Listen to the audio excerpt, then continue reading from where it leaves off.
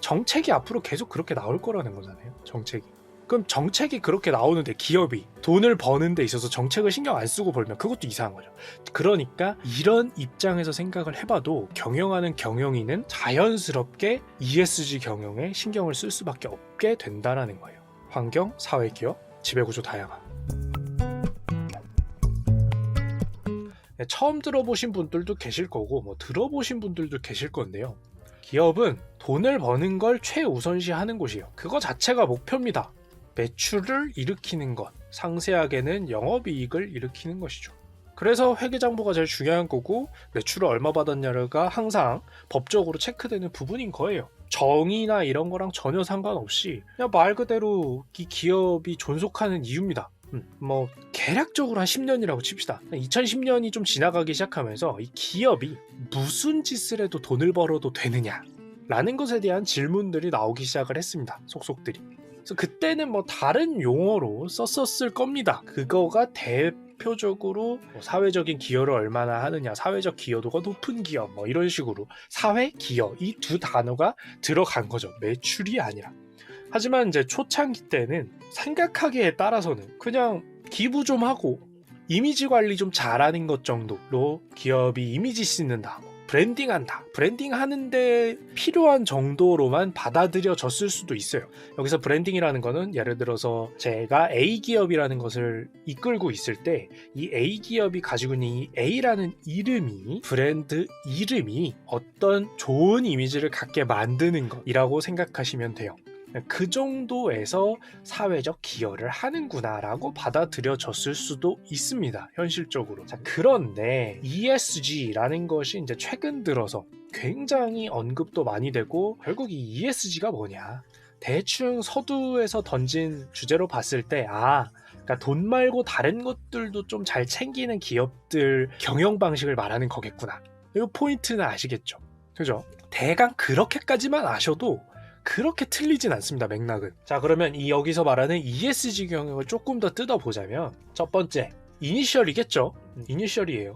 그리고 이런 이니셜은 사실 뜯어보면 정말 접근하기 쉬워집니다. 첫 번째 E는 뭐냐? 환경이에요. 우리 자연환경 할 때 기후협약 관련된 거, 기후변화 관련된 거 할 때 그 환경입니다. 자, 그리고 두 번째 사회, 사회적 기여할 때 그 사회 맞아요. 소셜, 사회를 챙긴다는 거죠. 뭐? 이 사회, 이 국가, 이 세계 안에서 기업의 역할은 돈 버는 것 이상해. 즉, 이 사회 안에서 무언가의 역할을 해야 된다. 사회를 이롭게 만들고 발전하게 만드는데 무언가의 사회적인 역할을 해야 된다라고 할 때 사회예요. 왜냐면은 그냥 소셜, 사회 이렇게 똑 떼놓고 단어만 놓고 보면은 뉘앙스가 와닿지 않기 때문에 이제 뉘앙스까지 설명을 드린 거예요. 기업은 그 사회 안에서 무언가 보다 추가적인 돈을 버는 것은 사회를 위한 역할인가는 볼 수가 없잖아요. 자, 그리고 G가 약간 안 와닿을 수 있는데 요거는 이제 최근 들어서 많이 좀 확실해졌기 때문에 말하기 쉽습니다. 지배구조를 뜻하는 가버넌스입니다. 가버넌스고 지배구조라는 뜻인데 요거는 뭐냐면은 이 기업이라는 것은 누군가가 지배하고 있잖아요. 뭔가 엄청난 권력으로 강압하는 지배 이런 거 말고 누군가 경영하고 있잖아요. 그죠? 이 경영하는 사람들, 우리가 지금 이 사회 문화적으로 요구하는 다양성, 지금 사회 분위기상 미국 같은 경우에는 백인 우월주의가 만약에 기업 경영 안에 자리 잡아 있다라고 하면은 니네는 지배구조 자체가 ESG 경영하지 않아 라고 표현하는 거죠. 무슨 뜻이에요? 백인 외에도 능력이 출중하다면 다른 인종 또는 어떤 성별에 구애받지 않고 너희가 다양성을 챙겨가면서 이 기업의 경영, 지배구조를 꾸려나가고 있구나라는 것을 체크하는 포인트가 지배구조인 거예요. 예를 들어서 제가 이제 회사를 좀 크게 키웠어요. 그래서 경영진이 이제는 그래도 한 10명 정도 가까이 됩니다. 대표를 포함해서 그냥 가장 꼭대기에 있는 사람들이, 꼭대기 또는 그 근방에 있는 사람들이 얼마나 다양하게 구성되어 있는가를 보는 거예요. 한 가문으로 구성되어 있거나 그렇진 않지만 거의 권력은 한 가문이 갖고 있다 이러면은 최악인 거겠죠. 그냥 최악. 그런 의미에서 얼마나 다양성을 챙기는가를 보는 포인트가 이렇게 됩니다. 자, 그래서 이 약자들, 이 환경, S 사회에서 역할이라고 이해하시면 조금 더 이해하기 편해요. 자, 그리고 지배구조 G라는 것만 알고 계시면 혹시 자세한 내용을 까먹더라도 환경, 사회, 지배구조, 경영이라고라도 이제 딱 감을 잡으시면 영어 단어를 통해서 완전히 잊어버리지는 않으실 수 있어요. 그리고 여기까지 얘기를 듣고 나서 사실 그냥 옳은 얘기 늘어놓은 거 아닌가 라는 기분을 느끼실 수도 있어요. 그리고 사회에서 일하시다 보면은 이런 옳은 얘기를 기획서나 보고서 상단에 이제 자 우리 전사 차원에서의 ESG 경영 지원 방안 뭐 이렇게 해가지고 특권들이 나오죠. 네.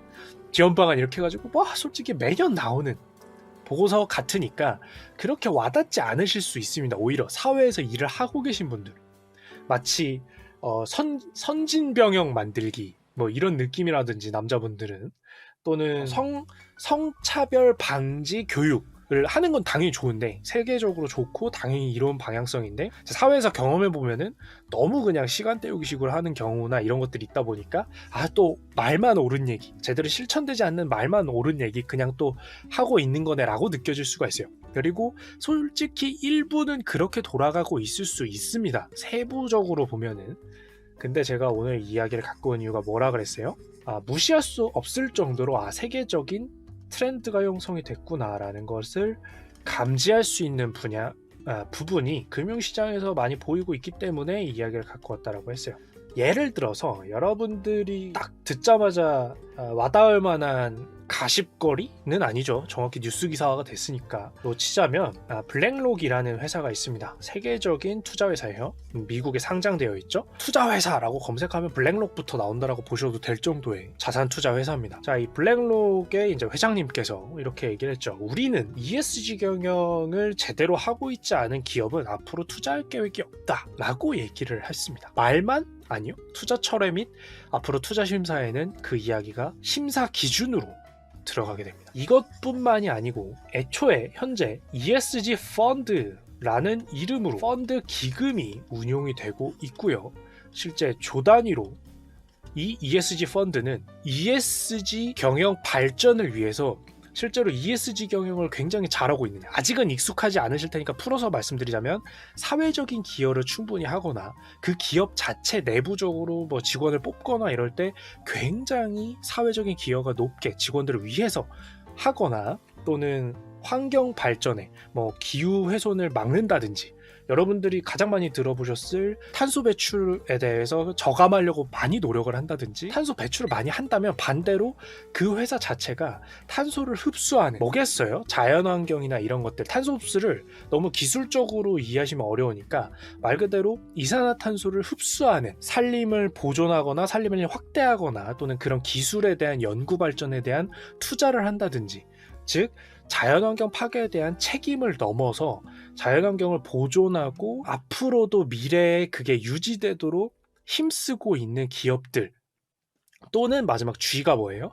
지배구조 자체가 다양한 인종, 성별을 아울러서 경영진, 이사진들을 꾸리고 있는 기업들에 한해서만 투자를 하는 펀드가 운용이 되고 있습니다. 이거는 블랙록에서만 운영한다는 게 아니라 전 세계적으로 ESG 펀드라는 이름을 달고 그런 여러 가지 좋은 영향력을 적어도 과거보다는 그러니까 ESG에 걸맞는 경영을 한다고 그 기업이 무슨 100% 선한 기업이다 이런 얘기를 하려는 게 아니에요. 과거보다는 어쨌든 환경, 사회기업, 지배구조 다양화에 있어서 힘을 쓰는 그딴 거 몰라라고 얘기하지 않고 나서서 움직이는 기업들에 대해서 투자하는, 펀딩하는 돈이 마련되고 실제로 투자가 되고 있습니다. 여러분들이 만나봤을 때 최근에는 코로나 시국이기도 하고 탄소 배출에 굉장히 민감한 거죠. 왜? 제 방송에선 자주 얘기했지만 기후 변화, 넓게 보면 이제 환경 파괴겠죠. 환경 파괴에 대해서 굉장히 적극적으로 비난하고 그래서는 안 된다, 개선해야 된다라고 이제 말하고 있는 시점이기 때문에 이런 것들을 하지 않거나 개선하고 있는 기업들에 대해서 투자를 늘리고 반대로 예를 들어서 최근에 나스닥 여러분들 알고 계시는 그 미국의 기술지수 나스닥 거래소에서는 경영 이사진이 일정 부분 이상 성적인 다양화를 클리어하지 않으면 그러니까 달성하지 못하면은 아무래도 나스닥에서는 좀 문제 있다라고 평가를 하겠다란다든지 등의 여러 가지 유명 자산운용사의 행보들이 보이고 있습니다. 그리고 방금 말씀드린 것처럼 코로나를 통해서도 알 수 있었던 거는 뭐냐면은 코로나 얘기가 왜 환경 얘기에서 나왔냐면 이게 환경 파괴로 인해서 코로나가 등장했다 이런 얘기를 하려는 게 아니고 자 코로나 시국에 알 수 있었던 건 뭐예요? 직원들의 건강을 배려하느냐예요. 그리고 나아가서 사실 이거는 자신들이 공장을 운영하고 그 공장을 운영해야만 기업이 돈을 많이 번다라고 해서 공장을 멈추지 않고 그 주변 사회에 굉장히 악질적으로 코로나가 퍼뜨려질 때까지 코로나 방역에 대한 어떤 의무를 다하지 않았어. 그런 것 같은 기업이 방역 참여 X라는 식으로 ESG 경영답지 않은 경영을 하는 기업들이 많이 티가 나기 시작을 한 거예요. 최근에. 그래서 예전에 제가 몇 개월 전에 다뤘지만 미국 같은 경우에는 대표적으로 손에 꼽혔던 게 이제 육가공 업체였죠. 그 공장이 다들 밀집해가지고 고기 썰고 포장하고 막 이래야 되는데 주로 써는 거지만 그리고 기숙사도 단체로 운영되고 코로나 시국에 굉장히 안 좋은 모습을 보인 것으로 유명했었습니다. 그런 것처럼 당연히 국내도 마찬가지고 이제 아시아권에서도 마찬가지고 원래 이 ESG 경영과 관련돼서는 당연히 미국이나 유럽 차원에서 가장 각광받았어요. 환경 보호 이러면은 톡 까놓고 얘기해서 사실 한국도 포함해서 아시아에서는 그렇게까지 막 중요한 주제지라고 한 지 얼마 안 됐어요. 조금 냉정하게 얘기하자면 이제 1년 조금 넘은 느낌이에요. 그 전까지는 언론사에서는 환경을 위한다라고 한다든지 하면은 무슨 되게 언론사에서는 이거가 쓸데없는 짓이다라는 뉘앙스로 보도가 나오는 경우도 심심치 않게 있었고 굉장히 충격적이었는데 실제로 돈이 움직이고 나니까 이제 그런 얘기가 좀 많이 들어갔죠. 그 계기가 된 게 ESG 경영과 그 중요성에 대한 ESG 투자라고 말하는 것들이 금융시장에서 굉장히 날선 비판과 함께 등장을 하면서였어요. 물론 여기서 이제 잠깐 알아둬야 되는 거는 이 ESG 경영을 할 수 있는 기업 사이즈를 현실적으로 알긴 아셔야 돼요. 작은 기업들 보고 ESG 경영하라라는 얘기가 아니라 이런 것들은 대기업부터 잘하라라고 합니다. 대기업부터. 지금 아까 말씀드린 나스닥도 그렇고 블랙록 그 펀드 같은 경우에도 블랙록만한 사이즈가 되는 전 세계적으로 탑 수준의 펀드가 중소기업에 투자할 수는 없잖아요. 그 큰 돈을 중소기업에 넣을 수는 없단 말이에요. 안 들어가요. 입 찢어져요. 중소기업. 그렇기 때문에 그러니까 이들이 요구하는 대상 자체가 애초에 대기업 급이라고 생각을 하시면 됩니다. 쉽게 얘기하면은 예를 들어서 최근 사례 중에는 이런 게 있었어요. ESG 경영의 자리를 너무 많이 차지하니까 좀 줄게요. 우리나라의 한국전력 있죠. 여기서 이제 동남아 쪽에다가 석탄 발전소를 짓겠다고 했습니다. 중국이랑 동남아 쪽에. 자, 석탄 발전소 뭐예요? 대표적인 탄소 배출이죠. 대표적인. 그러니까 뭐 한다고 무조건 악이다 이럴 수는 없지만. 대표적으로 어쨌든 탄소 배출 문제에 있어서 가장 심각하게 거론되는 문제예요. 이걸 하겠다라고 하자마자 한국전력에 투자하고 있던 투자사 2군데가 손을 뺍니다. 이런 식으로 이제 기업의 경영이 단순히 매출만 보는 것만 해도 사실은 예전 같았으면은 그래 기업이면은 돈 갖고 오는 게 최고지 라고 결과적으로 투자사들도 돈을 많이 갖고 오는 기업에 투자를 했었기 때문에 아까 최초에 말씀드린 것처럼 그동안의 사회적 기업 이런 것들은 단순히 그냥 마케팅? 그냥 이미지를 좀 좋게 하려는 수단? 이런 것들 정도로만 받아들여진 경향이 없지 않아 있어요. 여러분들 중에도 그렇게 생각하신 분들 계실 거고 저는 솔직히 그렇게 생각했어요. 근데 이제는 이 환경 파괴라는 것이 목전에 다가오면서 그리고 계속해서 핵심 포인트는 뭐다? 금융시장, 결국에는 그 기업이라는 곳에 투자하는 사람들이 니네 그따위야? 투자 안 한다? 라고 하는 실체적인 위협을 하기 시작을 하면서 지금 전 세계적으로 2020년을 기점으로 봐도 크게 틀리진 않은 것 같아요. 이 ESG 경영이라는 거에 대해서 기업들이 드디어 이제 조금은 발벗고 나선다. 경영하는 입장에서 어쨌든 적어도 3년, 5년 후의 미래 정도는 봐줘야 되잖아요. 그렇게 보면은 지금 금융시장에서도 환경, 사회기업, 지배구조 다양화라는 것이 사회적 가치다. 문화적으로 높게 쳐준다라는 건 뭐예요? 결국 대중들이 그걸 요구한다라는 거예요. 누구한테? 정치인들한테. 전 세계적으로 야 그건 나쁜 거야 라고 말하는 게 더 세졌다라는 거예요. 예전에야 정의는 그렇지만 권력 앞에서는 못 말하지 이랬지만 이제는 어떻게 해요? 인터넷에도 사람들이 모이고 그건 아니지라는 말들이 점점 잘 드러나면서 소수자 보호도 마찬가지고 인종 차별을 없애자라는 것도 마찬가지고 괴롭힘을 없애자라는 것도 마찬가지고 죄를 지었어도 돈만 잘 벌었으면 됐지라는 것도 더 이상 아니야 라고 점점 강하게 말하고 있잖아요. 최근 우리나라에서도 많이 보이고 있죠. 그런 좋은 발전 양상이. 자, 그런 상황에서 금융시장 투자뿐만 아니라 경영진들도 어떻게 생각을 해야겠어요. 어떻게? 이렇게 계속 경영해도 되는가? 라는 고민을 할 거예요. 지속 가능한가? 지금까지처럼 경영해 가는 게 기업이 돈만 잘 벌면 되나? 라는 거를 염두에 두고 계속해서 신경을 쓸 겁니다. 자, 그때 중요한 포인트 중 하나 뭐예요? 물론 여론도 중요하지만 그 여론이 중요한 이유는 뭐예요? 여론이 결국 누굴 뽑죠?